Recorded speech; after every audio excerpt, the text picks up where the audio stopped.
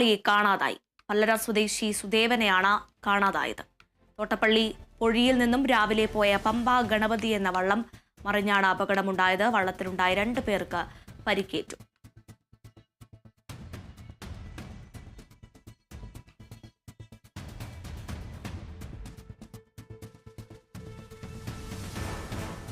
ഇനി top heads.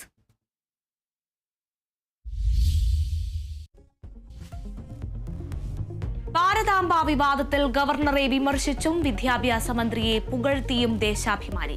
RSS ശാഖയല്ല രാജ്ഭവനെന്നും ഭരണഘടനയാണ് ഇന്ത്യയുടെ നട്ടെല്ലെന്നും മുഖപ്രസംഗം. വിദ്യാഭ്യാസ മന്ത്രി ഇറങ്ങിപ്പോയതിൽ രാജ്ഭവന് അതൃപ്തി. ചീഫ് സെക്രട്ടറിക്കും മുഖ്യമന്ത്രിക്കും കത്തയക്കാൻ ഗവർണർ. വിവാദങ്ങൾക്കിടെ രാജ്ഭവനിലെ യോഗാദിന പരിപാടിയിൽ ഭാരതാംബ ചിത്രത്തിൽ പൂവിട്ട് ഗവർണർ.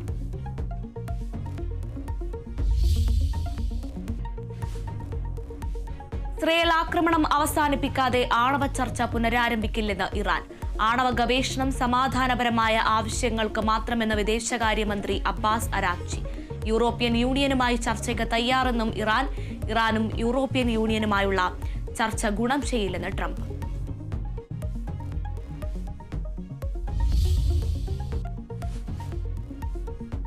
പുതിയ പോലീസ് മേധാവിയെ കണ്ടെത്താനുള്ള UPDC യോഗം ഈ മാസം 26-ന്.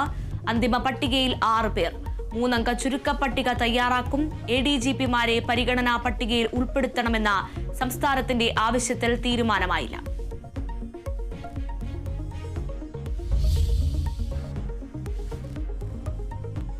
തമിഴ്നാട് വാൽപ്പാറയിൽ പുലി പിടിച്ച കുട്ടിക്കായി വ്യാപക തിരച്ചിൽ. 4.5 വയസ്സുകാരിയെ പുലി പിടിച്ചത് മുറ്റത്ത് കളിക്കുന്നതിനിടെ.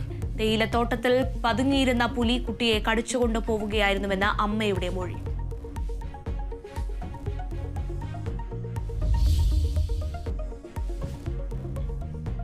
മലപ്പുറം നിലമ്പൂരിൽ വീണ്ടും കാട്ടാന ആക്രമണം. വ്യാപകമായി കൃഷി നശിപ്പിച്ചു. എറണാകുളം മലയാറ്റൂരിൽ ജനവാസ മേഖലയിൽ ഇറങ്ങിയ കാട്ടാന വീടുകളുടെ ഗേറ്റുകൾ തകർത്തു.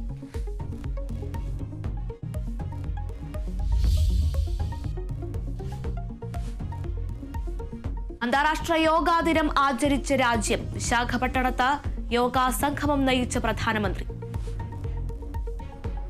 और धीरे से श्वास भरते हुए सामान्य स्थिति में आइए. श्वास తీసుకుంటూ సాధారణ స్థితిలో రండి. విశ్రామం చేయండి. സൈനികർക്കൊപ്പം യോഗ ആചരിച്ച പ്രതിരോധ മന്ത്രി. സംസ്ഥാനത്തും വിവിധയിടങ്ങളിൽ യോഗാ ദിനാചരണം.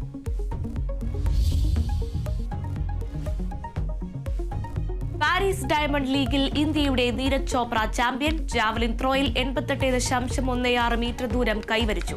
സീസണിലെ ആദ്യ ജയം ജർമ്മനിയുടെ ജൂലിയൻ വെബറിനെ പിന്തള്ളി.